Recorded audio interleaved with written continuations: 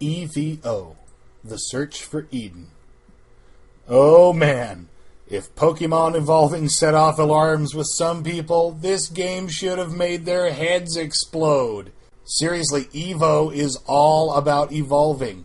Getting through the game is about devouring enough food to get enough energy to evolve new and better traits. Though it wouldn't really make a Darwin purist too happy either. There's no gradual change through subsequent generations here. It's all instantaneous, happening to the same individual, making the creature itself a little faster, a little more agile, or able to take or deal more damage. There is a plot of sorts in the minimalist, vague tidbits, cutscenes between levels way, involving rival gods and good versus evil, and nothing I can really remember years after playing the game without resorting to Google. The good goddess Gaia made you, and pretty much everything else good on Earth, and the bad god makes evil beasts and monsters and tries to ruin everything, and it's up to you to stop the evil forces of Bullbox. Seriously, the thing has godlike power to create minions at a moment's notice, but Bullbox? It's kind of hard to take that name seriously. Remove the limits of 16-bit graphics and he's downright Lovecraftian.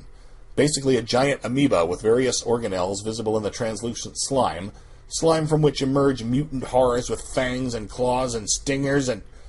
Anyway, he could be nightmare fuel, but Bullbox? Anyway, Bullbox.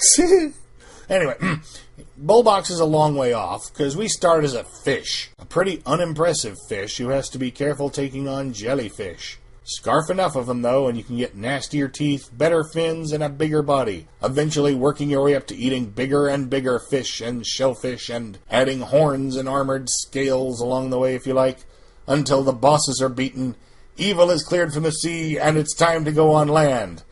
This time starting, once again, as a crappy, unimpressive dinosaur.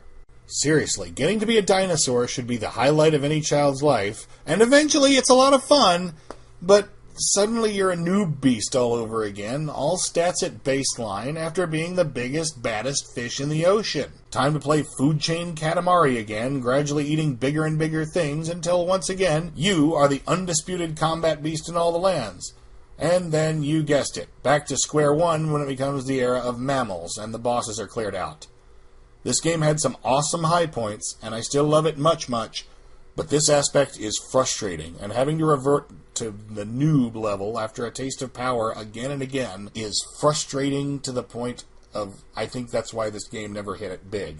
Gameplay is solid, controls are well designed, well, at the higher evolutionary levels anyway. The low-end fins, legs, and wings are kind of crap on purpose, so you'll spend EVO points on better ones, but once you're decently equipped, moving and attacking is fairly responsive. The graphics are decent for the time, and I have no major complaints there. A lot of varieties, both in your own form and the types of enemies you encounter. I like the look. The music's not bad, but nothing I remember singularly after playing. I barely even recognized the game music when looking it up, so bland, but not terrible.